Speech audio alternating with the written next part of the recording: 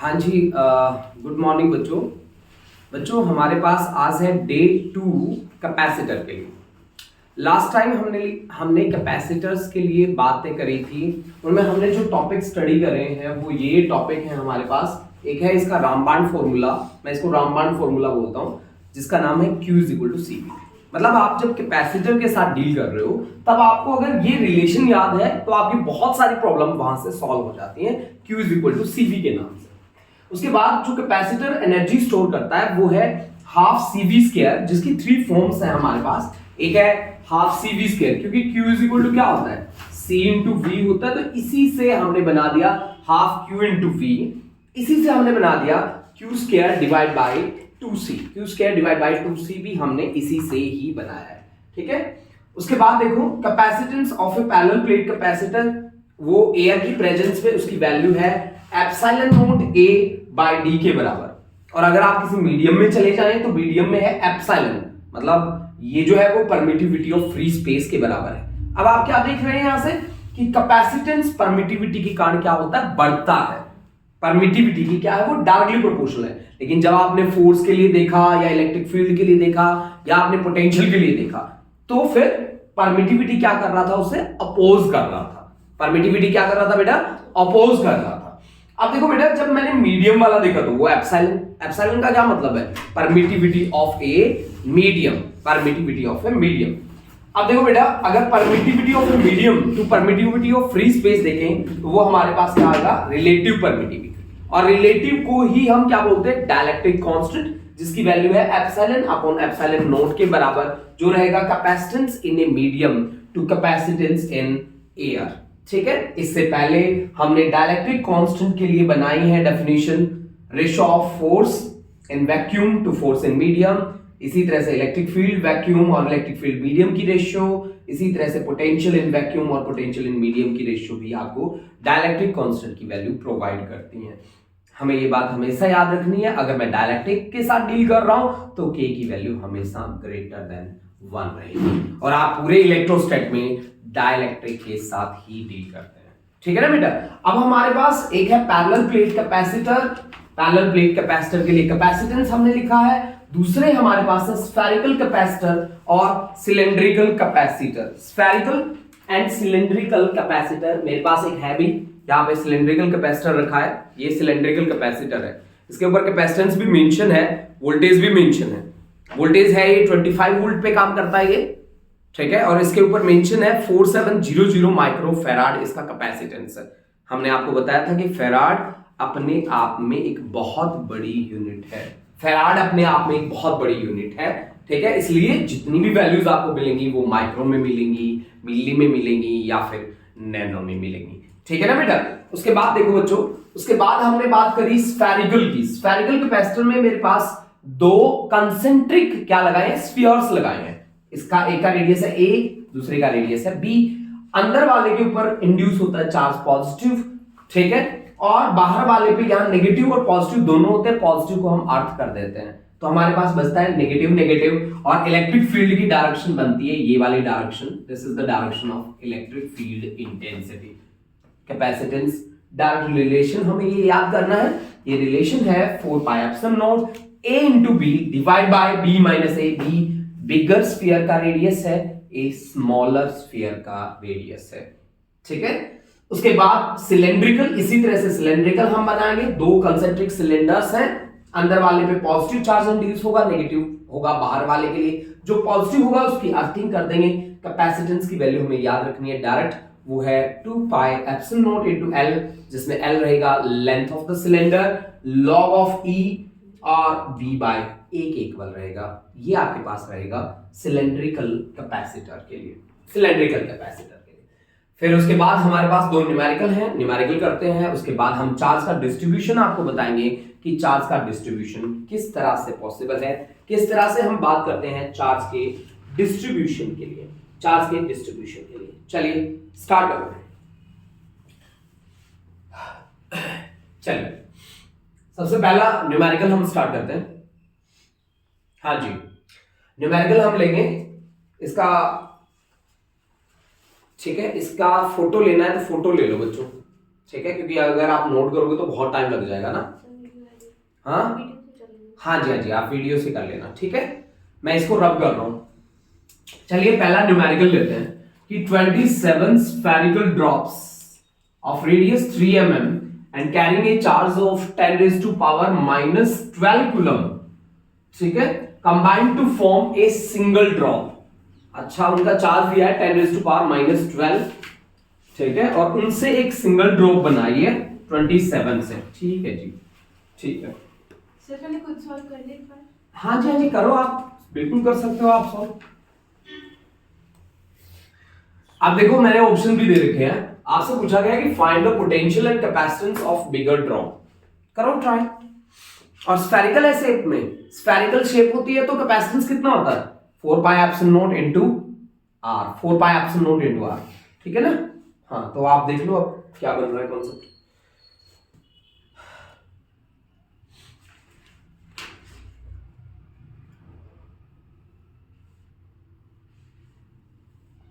अब तक मैं एक टॉपिक यहां पे लिख देता हूं।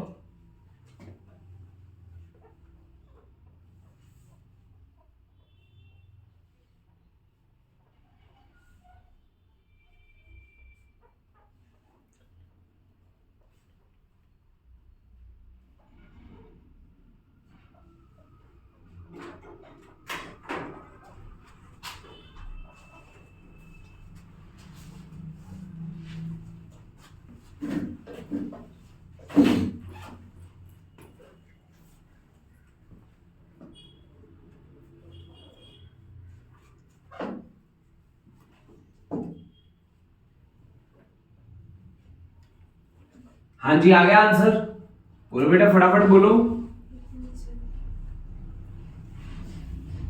हाँ जी, कितने बच्चों का आंसर आया बोलो।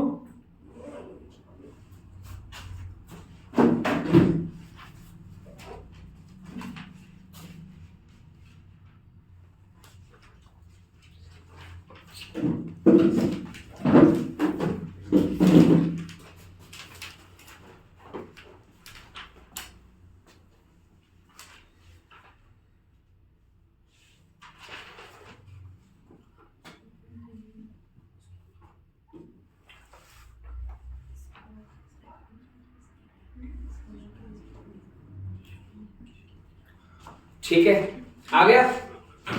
अब देखो अगर आ गया तो मेरे साथ मैच कर दो।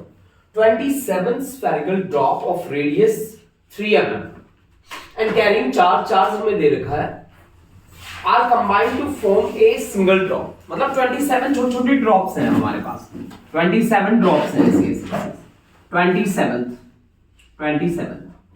और इनका रेडियस है स्मॉल आर के बराबर, हर एक का रेडियस कितना है स्मॉल आर के बराबर, सही है। इन सभी को कंबाइन कर दिया और बन गई एक बिगर ड्रॉप, एक बिगर ड्रॉप, उसका रेडियस आप हम मान लेते हैं कैपिटल आर के बराबर। तो इसका मतलब क्या हुआ, इसका मतलब हुआ इन सब की वॉल्यूम किसके बराबर है, इस बिगर के बराबर है ना। तो 27 multiplied by 4/3 pi small R की क्यूब, मतलब 27 का वॉल्यूम आ गया, ये आ गया ना। That should be equal to bigger drop 4/3 pi capital R की क्यूब, सही है ना, बोलो सही है। तो ठीक है, फिर यहां से 4/3 पाई की कैपिटल आर की क्यूब इज इक्वल टू 3 की क्यूब इंटू स्मॉल आर की क्यूब, मतलब capital R is equal to 3r, capital R is equal to 3r, और हर एक का रेडियस हमें दे रखा है। तो अब आप कैपेसिटेंस ऑफ बिगर ड्रॉप कितना होगा, कैपेसिटेंस होगा 4 pi epsilon naught into capital R ना, बोलो बेटा। तो 4 पाई एप्सिलॉन नॉट की वैल्यू 1/9 इंटू 10⁻⁹, और कैपिटल आर कितना है 3r, और 1/9 इंटू 10⁻⁹ इंटू 3r, 3 mm का मतलब है 3 इंटू 10⁻⁻3, यानी कि 10⁻⁻12 कैपेसिटेंस क्या होता है फैराड, 10⁻⁻12 फैराड, सही है। अब देखो जी कि आपको चार्ज दे रखा है and carrying 10⁻⁻12 coulomb of charge, है ना। तो 27 ड्रॉप्स है, तो टोटल चार्ज कितना होगा, टोटल चार्ज हो जाएगा 27 इंटू स्मॉल क्यू, तो 27 इंटू 10⁻⁻12 क्या कूलम।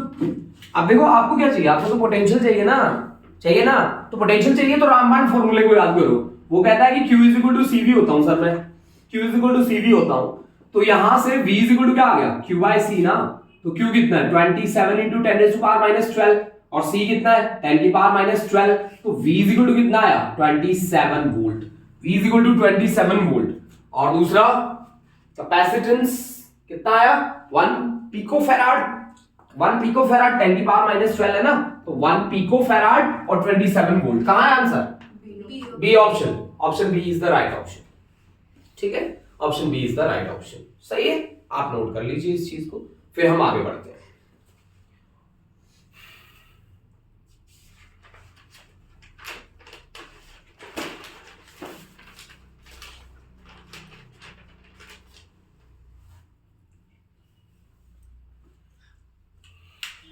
सही है, बोलो, यहां तक बात ठीक है। अब देखो आगे बढ़ते हैं। सबसे बड़ी बात है कि चार्ज का डिस्ट्रीब्यूशन दो पैरेलल प्लेट्स के लिए कैसे होता है। बहुत सी जगह पे हम क्या बोलते हैं कि इलेक्ट्रिक फील्ड तो सर दोनों प्लेट्स के बीच ही होता है, बाहर जाके तो कोई बात आप करते नहीं है ना। अगर हमने एक ले लिया पॉजिटिव चार्ज और एक ले लिया नेगेटिवली चार्ज प्लेट, तो हम बाहर जाके तो बातें आई थिंक हम नहीं करते हैं ना, इन दोनों के बीच में हम बोलते हैं कि इलेक्ट्रिक फील्ड एग्जिस्ट करता है और उसी की फॉर्म में एनर्जी स्टोर होती है, यही बातें होती है हमारी चार। ठीक है, इसको रब कर दूं, नोट कर लिया आपने, ये न्यूमेरिकल नोट है, ठीक है जी। अब सुनो मेरी बात पहली, मान लो इसके पास चार्ज है Q1, इसके पास चार्ज है Q2, दोनों प्लेट का एरिया मैंने सेम रखा है। जब भी आप कैपेसिटर बनाओगे पैरेलल प्लेट कैपेसिटर, तो उन दोनों प्लेट्स का एरिया आप सेम रखोगे और दोनों के बीच सेपरेशन जो है वो कम से कम रखोगे, यही बात होती है फुल, सही बात है ना बच्चों। तो अब देखो मैंने क्या बोला कि इसके पास चार्ज है Q1 और इसके पास चार्ज है Q2, तो इस साइड इनके बीच में इस पे चार्ज कितना आएगा Q1 minus Q2 divide by 2, इसके इस फ्रंट इस फेस पे कितना चार्ज आएगा Q2 माइनस Q1। आप समझ गए मेरी बात, ठीक है ना भाई। अब देखो भाई, मान लो कि आपके पास ऐसा है, दो प्लेट्स हैं आपके पास, एक प्लेट दूसरी नहीं मिल रही मेरे को, मिल गई, दो प्लेट है ऐसी, इसको मैंने चार्ज दे रखा है इनिशियली Q1, इसको मैंने चार्ज दे रखा है Q2, तो यहां कितना होगा, यहां कितना होगा, इसके पास है Q1 इसके पास Q2, तो Q1 minus Q2 divide by 2 इस फेस पे होगा। इधर कितना होगा, इसके पास Q2 है ना, तो Q2 आगे लिख दो, Q2 minus Q1 divide by 2 इधर होगा, लेकिन इधर कितना होगा Q1 plus Q2 divide by 2, और इधर कितना होगा Q1 plus Q2 divide by 2, लेकिन ये वाले चार्ज, इधर वाला चार्ज और इसके इधर वाला चार्ज कभी भी इलेक्ट्रिक फील्ड के लिए कंट्रीब्यूट नहीं करेगा। कंट्रीब्यूट कौन करेगा, ये वाला और ये वाला। आप मेरी बात समझ गए ना, ठीक है, समझ में आई है आपको बात, बोलो, दोबारा सुन लो। ये देखो, अब यार तू पकड़ बेटा, इसको ऐसे पकड़, इधर आ जा,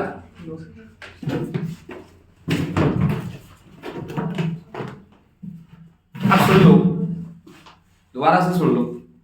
ये देखो, ये है हमारे पास दोनों के दोनों प्लेट्स हैं, ठीक है, हमने इसको कुछ चार्ज दे दिया, ठीक है ना, मान लो Q1 चार्ज दे दिया, इसको Q2 चार्ज दे दिया, इसके पास कितना है Q1, इसके पास कितना है Q2, तो इस फेस पे चार्ज कितना होगा Q1 minus Q2 divide by 2, इसके पास चार्ज कितना है Q2, तो Q2 minus Q1 divide by 2, यहां चार्ज कितना होगा, यहां, और यहां चार्ज कितना होगा, बस यही बता रहा था, है ना, ठीक है। अब देखो, अब अपनी बात को आगे बढ़ाते हैं। मान लो ये तो एक थ्योरेटिकल बात होगी, अब आप प्रैक्टिकल करते हैं इसको ना। देखो भाई, मान लो हमारे पास ये दो प्लेट्स हैं, ऐसे हैं ये दोनों की दोनों प्लेट्स, अब तो पैरेलल भी नजर आती होंगी आपको, शायद आ रही है नजर, अब ऐसे मत बोल देना कि नहीं नहीं आ रही, मेरे को तो आ रही है भाई, तुम्हें भी अपनी नजर में इसे पैरेलल ही समझना है। आ रही है तुम्हें नजर पैरेलल, डोगरा आ रही है नजर पैरेलल, पक्का तुम्हें आ रही है पैरेलल नजर, ठीक है। मान लो मैंने यहां पे दे दिया इसको चार्ज 10 माइक्रो कूलम, और इसको मैंने चार्ज दे दिया -4 माइक्रो कूलम दे दिया, सही है। अब ये दोनों के दोनों अंदर वाले फेस है ना जो मुझे दिख रहे हैं, इसके अंदर वाला तो इधर होगा, ये अंदर वाला है इसका, है ना, तो यहां पे चार्ज कितना आएगा Q1 माइनस Q2, तो 10 प्लस 4 डिवाइड बाय 2, यानी कितना आएगा, प्लस पॉजिटिव चार्ज आएगा अंदर वाले फेस पे, पॉजिटिव चार्ज आएगा कितना 7 माइक्रो कूलम का आएगा, बोलो यहां चार्ज कितना आएगा Q1 माइनस Q2, मतलब Q2 minus Q1, 4 minus 10 divide by 2 यानी कि -7 माइक्रो कूलम, यानी कि यहां पे चार्ज आ जाएगा कितना नेगेटिव, ये देखो ये नेगेटिव चार्ज आ जाएगा -7, सही है। यहां पे चार्ज कितना आएगा Q1 plus Q2, Q1 plus Q2 कितना होगा 3 माइक्रो कूलम, यहां पे चार्ज कितना आ जाएगा 3 माइक्रो कूलम, सही है। अब 3 प्लस इधर है, 7 प्लस इधर है तो कितना हो गया 10 हो गया ना, इधर देखो -7 इधर है, 3 इधर है तो कितना हो गया -4 हो गया ना, हो गया ना, चमत्कार, ठीक है, हुआ ना चमत्कार। अब सुनो एक बात और बताता हूं, लगे हाथ एक राम कहानी और बता देते हैं आपको, कि जब आप बात करते हो कि यहां पे एनर्जी स्टोर का काम कौन करता है, तो एनर्जी स्टोर का काम करते हैं अंदर के फेस वाले दो चार्ज, अंदर के फेस वाले दो चार्ज एनर्जी का स्टोर करने का काम करते हैं। ना तो ये स्टोरेज में पार्टिसिपेट करता, ना ये पार्टिसिपेट करता, आप मेरी बात समझ गए, ना तो ये पार्टिसिपेट करता ना ये पार्टिसिपेट करता। पार्टिसिपेट कौन करता है, ये हमारा हीरो है ना, हीरो नंबर 1, और ये हमारा हीरो नंबर 2 है, ये हीरो नंबर 2 है, ये है हमारे दोनों हीरो, ठीक है ना। ये तो जीरो है, ये विलन है, ये शक्ति कपूर है, दोनों के दोनों, ठीक है ना, समझ गए आप। इनको आप कभी भी काउंट नहीं करते, ठीक है। अब काउंट कैसे करना है वो तरीका मैंने आपको बता दिया। अब सुनो मेरी बात आगे, कि मान लो हमारे पास ये दोनों की दोनों दो पैरेलल प्लेट्स हैं, तो हमने कहा कि सर इसमें ना एक में आता है पॉजिटिव चार्ज, एक में आता है सर नेगेटिव चार्ज, आपने बोला ना, सही बात है बेटा, और इक्वल और अपोजिट होते हैं। तो इसके पास अगर प्लस क्यू चार्ज होगा तो 100% श्योर है इसके पास माइनस क्यू चार्ज होगा ना बेटा, एक के पास प्लस क्यू होगा तो एक के पास माइनस क्यू होगा, ठीक है। अब देखो बच्चा कि इसका इलेक्ट्रिक फील्ड ऐसे जाएगा, सही है ना, अगर पॉजिटिव है तो इसका इलेक्ट्रिक फील्ड कैसे जाएगा, ऐसे जाएगा, तो इसका इलेक्ट्रिक फील्ड कैसे जा रहा है, मान लो इसको क्रॉस करके ऐसे जा रहा है electric field, due to positive वाले का इलेक्ट्रिक फील्ड ऐसे जा रहा है, सही है। इलेक्ट्रिक फील्ड की वैल्यू क्या होती है, इलेक्ट्रिक फील्ड की वैल्यू होती है, क्या होती है इनके बीच के इलेक्ट्रिक फील्ड की वैल्यू, क्योंकि इलेक्ट्रिक फील्ड जो बन के जा रहा है वो कितना आ रहा है सिग्मा बाय एप्सिलॉन नॉट ना, तो sigma by epsilon not, sigma क्या होता है चार्ज अपॉन एरिया, चार्ज कितना है Q upon area A into epsilon not, सही है क्या। अब ये क्या है नेगेटिव चार्ज, ये कौन सा चार्ज है पॉजिटिव चार्ज, तो नेगेटिव पॉजिटिव को क्या करता है अट्रैक्ट, यानी कि फोर्स की डायरेक्शन क्या कर दूंगा मैं ऑपोजिट कर दूंगा, डायरेक्शन ऑपोजिट करने का मतलब है नेगेटिव ही हो गया वो, है ना। तो F इक्वल टू क्या होगा, F इक्वल टू इसके पास चार्ज कितना है -Q, तो Q इंटू E, तो ये क्या आ गया Q square divide bye A into epsilon not, this is the force, सही है, यही होगा ना। इलेक्ट्रिक फील्ड जब उनके बीच में इतना है तो हर एक प्लेट कितना फोर्स एक्सपीरियंस करेगा, इतना, और ये कितना एक्सपीरियंस करेगा, ऑफ कोर्स ये भी इतना ही एक्सपीरियंस करेगा, Q square divide bye A into epsilon not, यही आपके पास क्या आ जाएगा फोर्स आ जाएगा, यही आपके पास क्या आ जाएगा फोर्स आ जाएगा बेटा, Q स्क्वायर डिवाइड बाय कितना A इंटू एप्सिलॉन नॉट। हाँ, अगर आप सिंगल प्लेट के लिए बात कर रहे हैं, तो आपके पास रहेगा 2, यहां पे 2 से मल्टीप्लाई कर देंगे। सिंगल प्लेट के लिए अगर आप बात कर रहे हैं तो आप 2, अगर दोनों प्लेट के लिए अगर बात कर रहे हैं तो सीधा ही एप्सिलॉन नॉट, मैंने कल बताया था ना ये बात भाई। अगर आप सिंगल प्लेट की बात कर रहे हैं ना, मान लो ये सिंगल प्लेट है, इसके पास चार्ज Q है, इनफाइनाइट प्लेट है, तो इसका इलेक्ट्रिक फील्ड होता है sigma divide by 2 epsilon not. हाँ, अगर आपके पास एक ये प्लेट है, ये पॉजिटिवली चार्ज प्लेट है और ये नेगेटिवली चार्ज प्लेट है, तो दोनों के बीच इलेक्ट्रिक फील्ड, यहां पे इलेक्ट्रिक फील्ड होता है sigma divide by epsilon not. मैंने एक सिंगल प्लेट की बात करी थी, मैं 2 से मल्टीप्लाई कर देता हूं, हर जगह डिवाइड बाय 2, ठीक है ना बेटा। एक सिंगल प्लेट के कारण कौन कितनी फोर्स एक्सपीरियंस करेगा वो बात मैंने आपको बता दी, Q square divide by 2 into A into epsilon not, 2 into A into epsilon not, ठीक है, सही बात है। अब अपने सेकंड नंबर क्वेश्चन पे आ जाओ, सेकंड नंबर क्वेश्चन पे आ जाओ जी, क्वेश्चन को पढ़ो और मुझे आंसर करके बता दो। The electrostatic force between two metal plate, यही है ना electrostatic force, Q square divide by 2A into epsilon naught, two metal plate of an isolated parallel plate capacitor having a charge Q and area A is, इसमें से कौन सा option right option है, independent of distance between, सीधा ही दिख रहा है भाई, डिस्टेंस का नाम ही नहीं है, इंडिपेंडेंट ही होगा वो, है ना? तो ये वाली स्टेटमेंट राइट स्टेटमेंट है, बाकी तो सारी रॉन्ग स्टेटमेंट्स है। ठीक है ना बेटा? ऊपर वाली ही स्टेटमेंट सबसे राइट स्टेटमेंट है, जो हमें इस रिलेशनशिप से पता भी चलती है, F = Q² divide by 2A * ε0। Now the word comes कि एनर्जी डेंसिटी क्या चीज होती है, एनर्जी डेंसिटी चीज क्या है, एनर्जी डेंसिटी होती क्या है, हम कैसे डिफाइन करेंगे एनर्जी डेंसिटी को। तो चलिए हम बात करते हैं इलेक्ट्रिकल एनर्जी डेंसिटी की, कि इलेक्ट्रिकल एनर्जी डेंसिटी क्या चीज है, हमें कैसे बात करनी है उसके ऊपर। सही है? वैसे क्या होती है electrical energy density? Half epsilon naught E square. Magnetic energy density कितनी होती है बेटा? b² divide by 2 mu naught. और energy density of EM wave क्या होती है बेटा? दोनों का सम। सही है? दोनों का क्या हो जाएगा बेटा? सम हो जाएगा। तो वो आपके पास क्या आ जाएगी? टोटल एनर्जी डेंसिटी आ जाएगी। ठीक है ना जी? टोटल एनर्जी डेंसिटी आपके सामने आ जाएगी। वो समझ गए आप मेरी बात? ठीक है, चलिए स्टार्ट करते हैं, है ना? बोर्ड विजिबल है आपको? बोलो बेटा, बोर्ड विजिबल है? पीछे से वो हटा दो बेटा, है ना?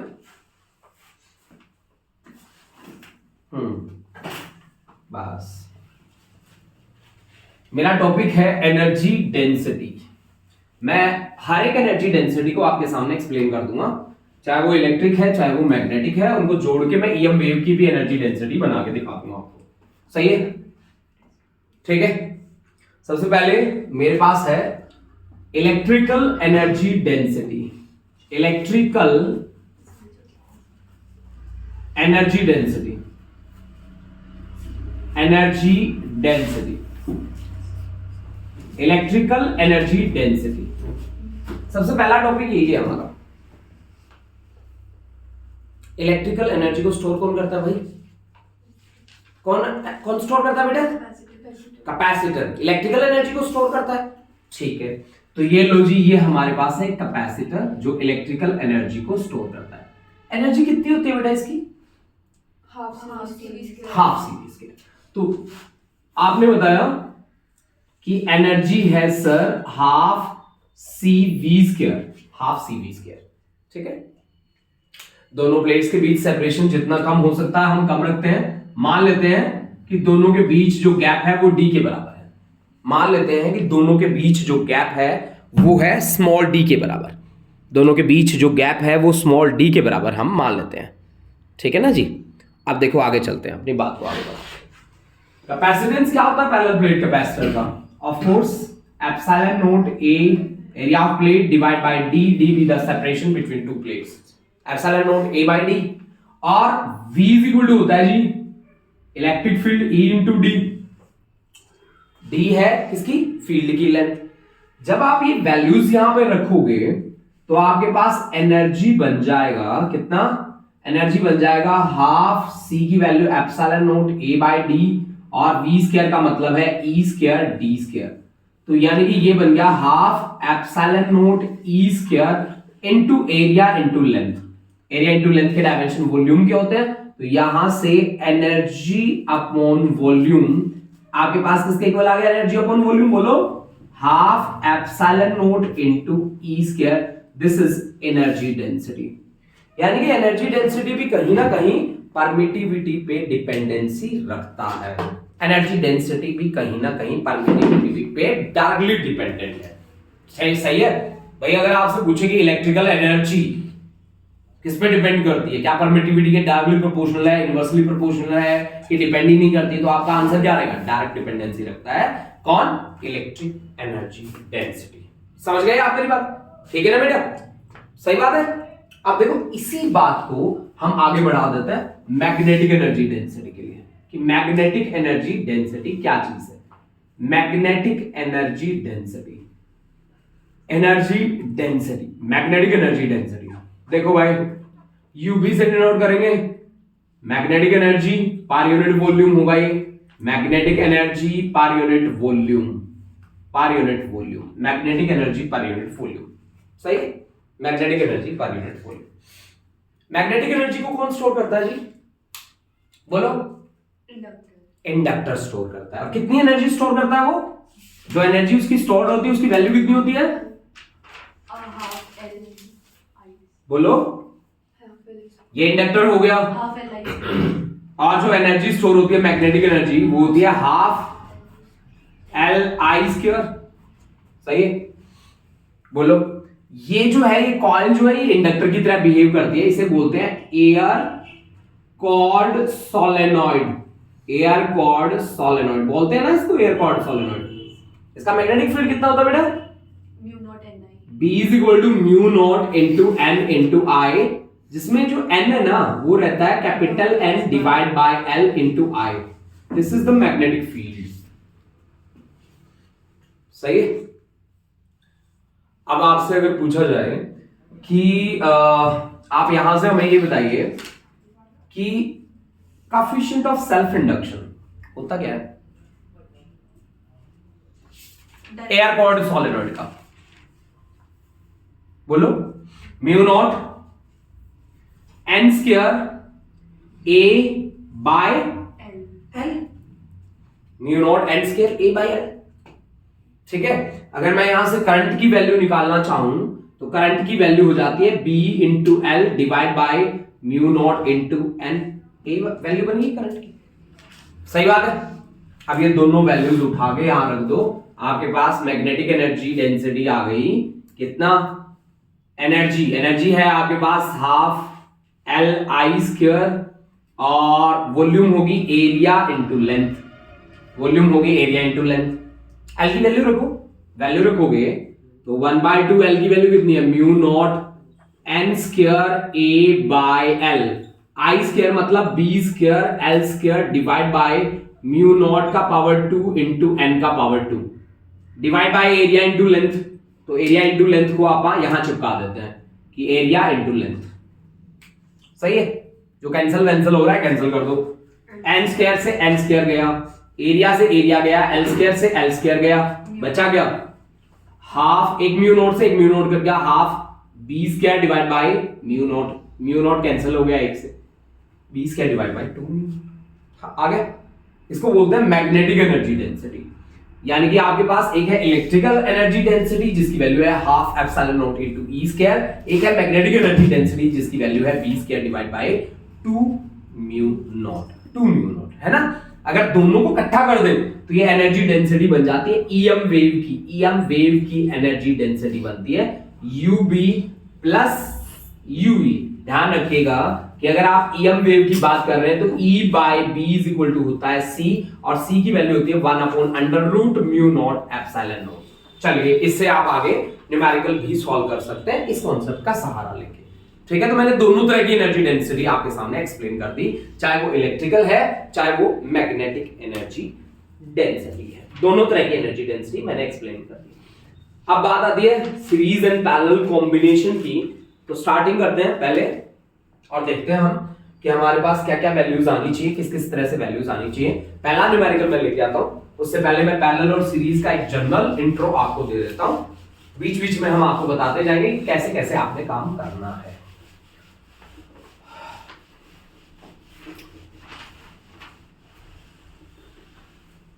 चलिए, हमारा जो कॉन्सेप्ट है वो कॉन्सेप्ट है पैरेलल एंड सीरीज कॉम्बिनेशन का। ध्यान रखिएगा, पैरेलल कॉम्बिनेशन में क्या क्या चीजें कांस्टेंट रहती है बेटा? पैरेलल कॉम्बिनेशन में क्या चीज कांस्टेंट रहती है? पैरेलल में पोटेंशियल कांस्टेंट रहता है, और चार्ज आपका क्या होता है? वेरिएबल होता है। और यहां पे आपका इक्विवेलेंट कैपेसिटेंस क्या होता है?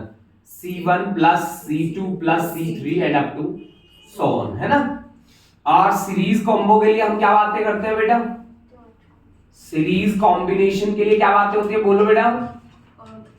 सीरीज कॉम्बिनेशन में क्या चीज कांस्टेंट होती है? चार्ज कांस्टेंट होता है। वेरिएबल कौन होता है? वोल्टेज या पोटेंशियल क्या होता है? वेरिएबल होता है। और इक्विवेलेंट कैसे निकालते हैं? 1/c equivalent that is equal to 1/c1 plus 1/c2 plus 1/c3 and up to so on ना। अगर हमारे पास दो ही है तो 1/c equivalent that is equal to 1/c1 plus 1/c2। तो c इक्विवेलेंट की वैल्यू यहां से आ जाती है C1 C2 divide by C1 plus C2, ये मल्टीप्लीकेशन है, ये एडिशन है, माँ वाला फॉर्मूला इसे बोलता हूँ multiplication divide by addition. Multiplication of two capacitors और दूसरा है addition, multiplication divide by addition. चलिए एक क्वेश्चन लेते हैं और इक्विवेलेंट कैपेसिटेंस मुझे निकाल के दिखाना है आप लोगों ने उसमें, और इस तरह का डायग्राम दिया है, इस तरह का डायग्राम दे रखा है जी, इस तरह का।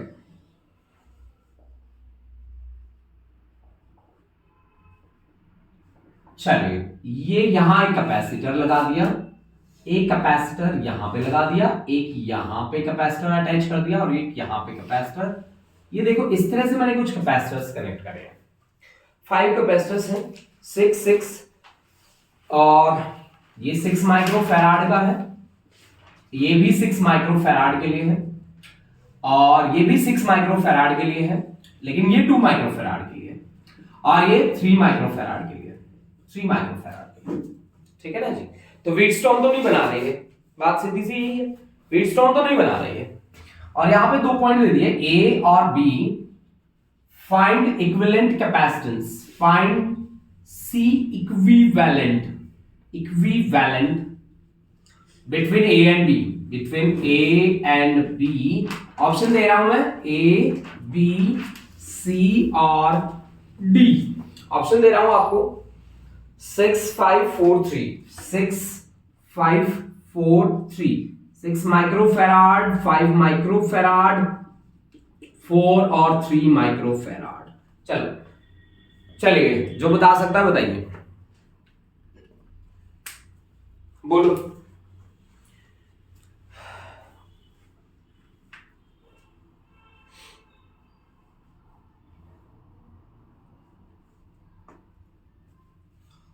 ए और बी के पीछे बताइए।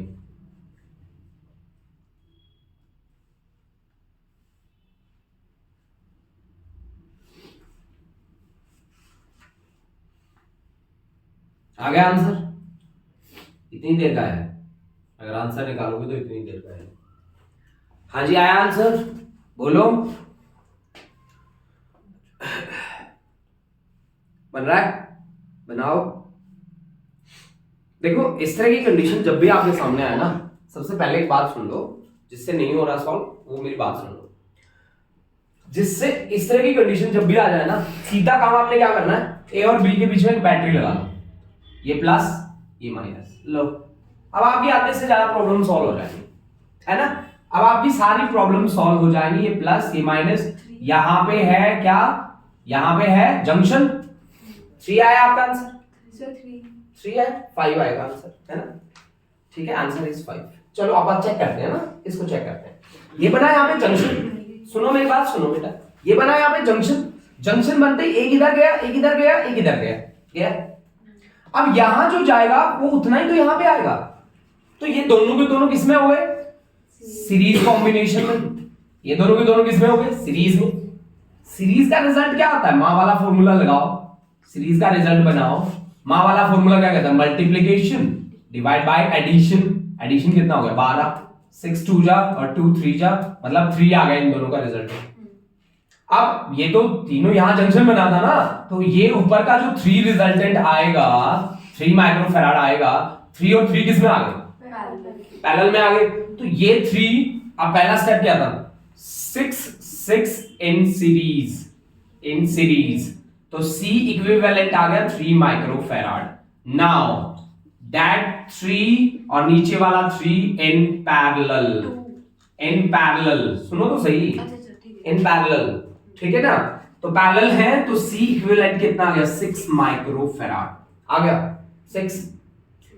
अब ये जो 6 आएगा, यहां जो 6 आएगा, अब यहां जो रिजल्टेंट बना वो बन गया आपके पास 6 माइक्रोफैराड। ऊपर वालों को भूल जाओ, आप सभी को भूल जाओ ऊपर वालों, है ना। अब आपके पास ये सीन क्रिएट हो रहा है ना। ऊपर वाला तो आपने निकाल लिया, अब देखो इनके बीच में सीधा वायर लगा है, तो ये दोनों के दोनों किसमें आ गए, सीरीज में।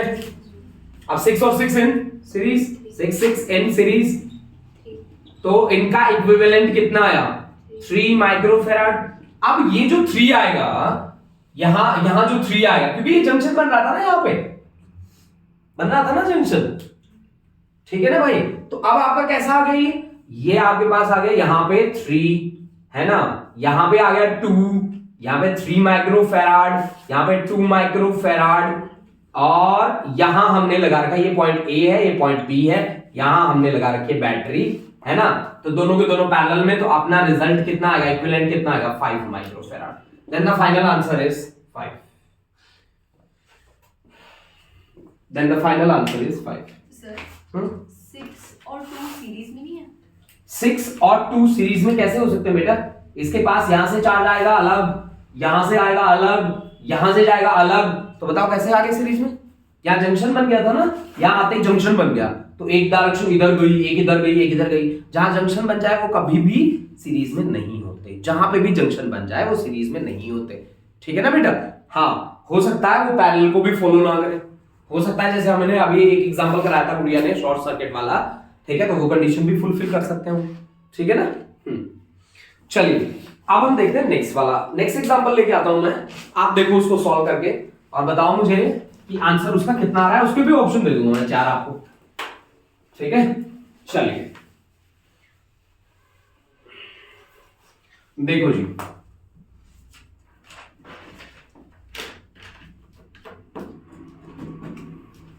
नेक्स्ट क्वेश्चन देखते हैं हम।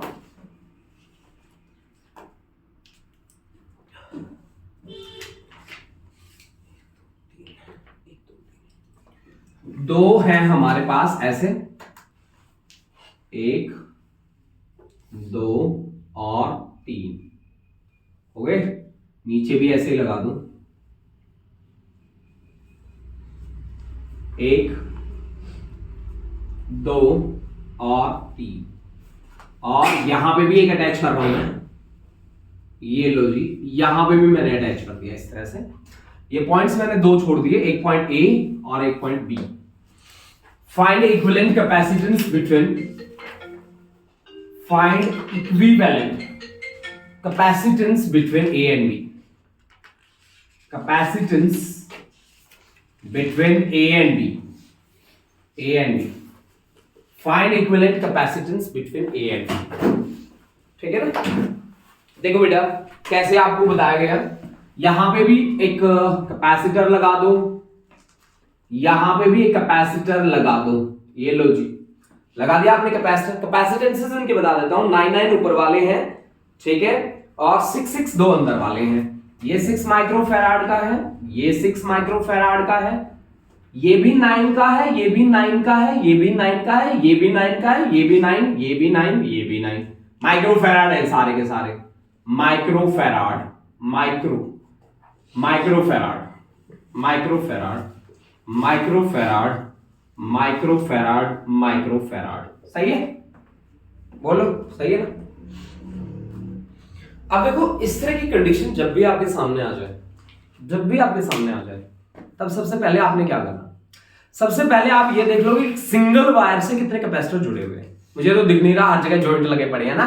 जब आप इस डायग्राम को देख रहे हो तो यहां पे भी जॉइंट है, यहां पे भी जॉइंट है, यहां पे भी जॉइंट है, यहां पे भी जॉइंट है, बट यहां नहीं है यार जॉइंट, नहीं है ना, जॉइंट नहीं मारा था ना बीच में से। ये मुझे वायर सीधी नजर आ रही है भाई, मतलब यहां से अगर मैं इनको अपने एरिया के अंडर लेके चलूं, मतलब मैं खुद का एरिया अगर डिजाइन करके चलूं, तो मेरे पास ये जो ब्लू जोन है ना, इस जोन में तीनों के तीनों कैपेसिटर किसमें है, सीरीज में है। और सीरीज में रिजल्टेंट निकालने का क्या तरीका होता है बताओ? तो स्टेप नंबर 1, सीरीज में रिजल्टेंट निकालने का तरीका 1/c equivalent is equal to 1/9 plus 1/9 plus 1/9, मतलब 3/9, मतलब 1/3, मतलब c इक्विवेलेंट कितना आ गया 3 माइक्रोफैराड। सही है, सही है। स्टेप नंबर 2 पे आ जाओ, मतलब मेरे पास अब बच गया 9, यहां पे 9, और यहां पे कितना आया अभी 3 माइक्रोफैराड, अपना आ गया रिजल्टेंट, ओके। और यहां पे भी अब 9 है, अच्छा यहां पे भी 9 है, और ये पॉइंट है ए, ये पॉइंट है बी। अब तक मैंने 6 को नहीं लपेटा था ना, ठीक है कोई बात नहीं। ये हमारे पास है 6, यहां पे लगा है जी 6 माइक्रोफैराड, 6 वाला, यहां पे भी लगा है जी 6 वाला, 6 माइक्रोफैराड वाला, 6 माइक्रोफैराड, ठीक है ना। अब आपको क्लियर क्लियर क्या दिख रहा है कि 3 और 6 आर इन पैरेलल, तो उनका रिजल्टेंट क्या होगा? बोलो, ये दोनों के दोनों अब मेरे को पैरेलल में नजर आ रहे हैं। पैरेलल पैरेलल पैरेलल में कितना होगा? 9 माइक्रोफैराड। अब आपके पास ये भी 9 है, ये भी 9 है, ये भी 9 है, ये भी 9 है, ठीक है जी, और इनका रिजल्टेंट भी 9 आ गया। तो आपके पास आ गया ए, ये 9 पहले वाला, ये फिर 9 दूसरे वाला, ये यहां पे रिजल्टेंट आया वो भी 9 माइक्रोफैराड वाला, और यहां पे भी 9 वाला, यहां पे भी 9 वाला, और ये पॉइंट ए, ये पॉइंट बी, और यहां पे लगा है कौन? 6 माइक्रोफैराड। सही है जी? बोलो, सही बोला क्या मैं? बोलो बेटा, सही बोल रहा हूं मैं? सही बोल रहा हूं? अब देखो, ये जो तीनों 9 वाले हैं, तीनों 9 वाले हैं, ये तीनों के तीनों किसमें हैं? तीनों के तीनों, बोलो बेटा, ये तीनों के तीनों सीरीज में, तो इन तीनों का रिजल्टेंट क्या आएगा? 3 और 6 अगेन किस में आ जाएंगे? पैरेलल में। पैरेलल में आते ही इनका रिजल्टेंट क्या बनेगा? 9 तीनों का क्या बनेगा? 3। तो फाइनल आंसर क्या होगा? 3। चलो फिर भी मैं आपको ड्रॉ करके दिखा देता हूं। यानी कि यहां पे ये 9 माइक्रोफैराड है ना जी, और यहां पे 3 माइक्रोफैराड रिजल्टेंट आया इनका, ठीक है ना। यहां पे 9, ये पॉइंट ए, ये पॉइंट बी, ये 9 माइक्रोफैराड, और यहां पे लगा है 6 माइक्रोफैराड। सही है? 6 माइक्रोफैराड, सही है। तो यहां से फिर से 3 और 6 9, तो अब आपके पास 9, यहां पे 9, यहां पे 9, ये पॉइंट ए, ये पॉइंट बी, 9 इन सीरीज का आ जाएगा 3 microfarad. Then the final answer is 3 microfarad. सही है? मैंने हर एक स्टेप बना दिया इसका। अब आप समझ लो इस स्टेप को, मतलब पहला step number 1, step number 2, step number 2, step 3, step number 3, उसके बाद स्टेप नंबर 4, स्टेप 4, और ये लास्ट स्टेप है स्टेप 5। नोट कर लो बेटा इसको, स्टेप नंबर 5, ठीक है। चलो तब तक हम एक एंटरटेनमेंट के लिए क्वेश्चन बना ले। एक ऐसा भी होना चाहिए जिसको आप 1 मिनट में कर जाओ, होना तो चाहिए ना। चलिए तो 1 मिनट वाला क्वेश्चन देते हैं। नीट लेवल का क्वेश्चन है ये, मैंने नीट से ही निकाले हैं सारे क्वेश्चन। नीट लेवल का क्वेश्चन है भाई, ये आया हुआ है, ये सारे क्वेश्चन नीट में आए हुए क्वेश्चन हैं। मैंने ऐसा कोई क्वेश्चन लिया ही नहीं जो नीट में नहीं आया हुआ, चोरी करे मैंने क्वेश्चन लिए, ठीक है जी। 3 capacitor, each of capacity 4 microfarad, are connected in such a way. 3 capacitors,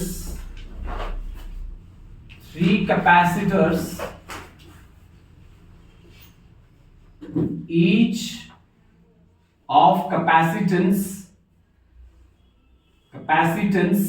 4 microfarad, are connected in such a way,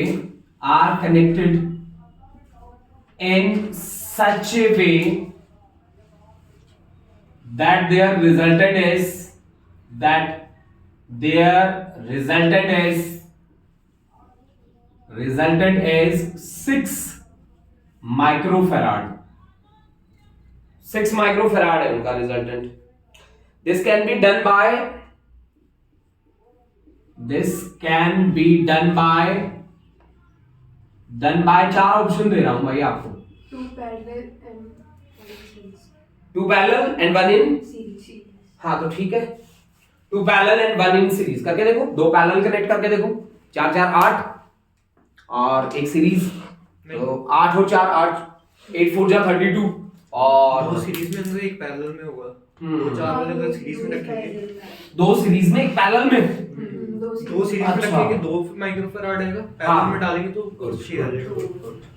इसीलिए इतना जल्दी नहीं करना चाहिए बेटा, थोड़ा सा सब्र करना चाहिए, वैसे किया था बट वो आंसर हो गया, ठीक है ना। ये दोनों के दोनों सीरीज में और इन दोनों का एक पैरेलल में, दैट्स ग्रेट। ठीक है ना। ये आपके पास आ गया 4, ये भी 4 और ये भी 4, तो 4 4 का आ गया 2 और ये नीचे आ गया बेटा 4, तो 2 और 4 6 माइक्रोफैराड।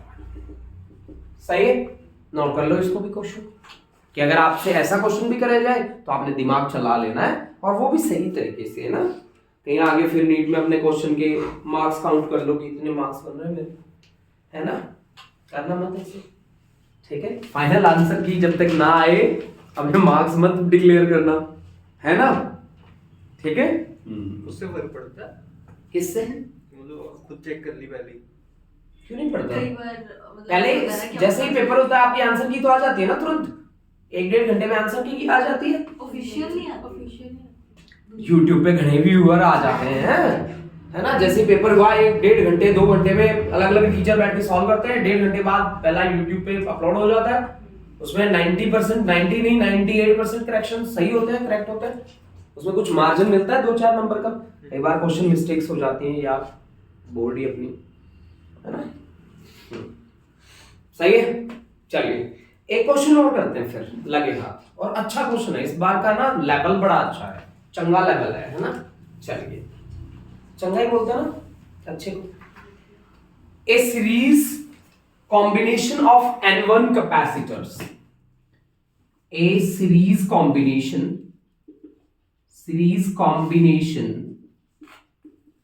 ऑफ N1 कैपेसिटर्स, ठीक है, N1 capacitor, each of value C1, each of value C1, value C1 है बेटा हर एक की, is charged by a source of, is charged by a source of 4 volt, 4 volt से चार्ज करा गया बेटा। when another parallel combination, when another parallel combination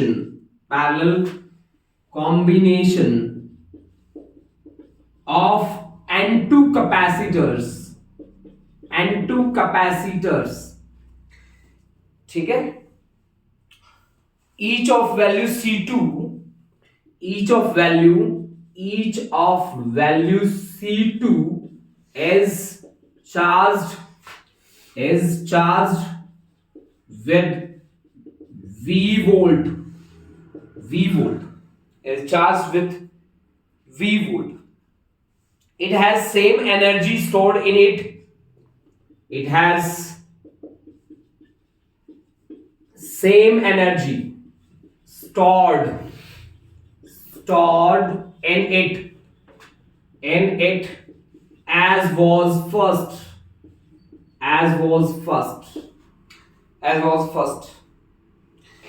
The value of C2 in terms of C1, the value of C2 in terms of C1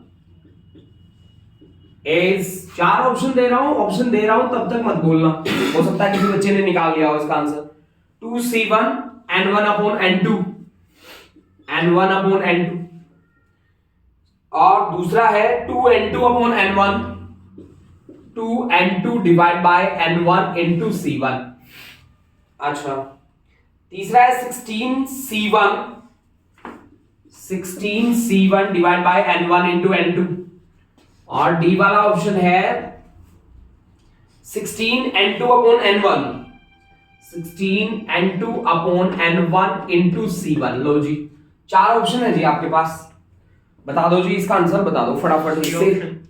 हाँ, C option, सी वाला option है 16C1 divided by N1 N2 है, very good, बहुत बढ़िया, right option है बेटा ये।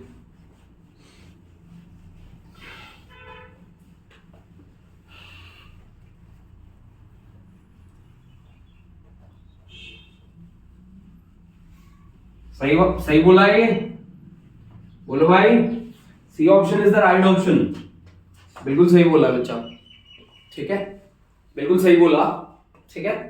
देखो इसमें क्या बोला कि series combination of N1 capacitors, series combination है ना, देखो यार, ये देखो ये N1 है, ठीक है ना, N1 है, ये N1 कैपेसिटर्स हैं, ये सीरीज कॉम्बिनेशन में लगे हैं जी।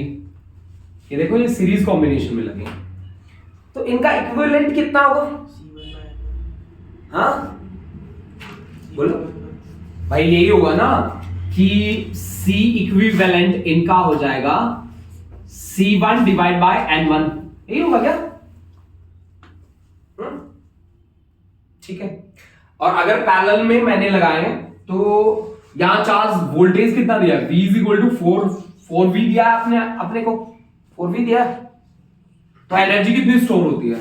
यहां एनर्जी स्टोर जो होगी वो होगी half C1 divide by N1 into V square, मतलब 16V का पावर 2, 16V स्क्वायर, है ना। ये 4V दिया था भाई आपको, ठीक है ना, 4V दिया था आपको, 4V, यहाँ पे V दिया था सीधा, ठीक है ना। चाहे इनको 1 वोल्ट ले लो, है ना, इसको 4 वोल्ट ले लो, कोई बात नहीं। सर उसको V को 1 लेना है, ले सकते हैं। V वोल्ट दिया था आपको, ठीक है ना, विद V वोल्ट, ठीक है। अब सुनो, दूसरा है मेरे पास पैरेलल में, और पैरेलल में कितने हैं? N2 है, तो इक्विवेलेंट कितना आ गया बोलो? C2 इंटू N2, और वोल्टेज कितनी है? V वोल्ट, तो एनर्जी कितनी होगी? Half C2 N2 into V square. Energy दोनों बराबर है, एनर्जी तो दोनों बराबर है, बोला ना यहाँ पे एनर्जी दोनों बराबर है, तो इसका मतलब है half C1 divide by N1 into 16V square, that is equal to half C2 N2 into V square. तो V स्क्वायर से V स्क्वायर गया, बोलो, हाफ से हाफ गया, हमें क्या चाहिए? C2, तो C2 इज इक्वल टू कितना आ गया? C1 upon N1 into N2 into 16, तो ये ऑप्शन कौन सा आ रहा है? सी वाला option is the right option. चलिए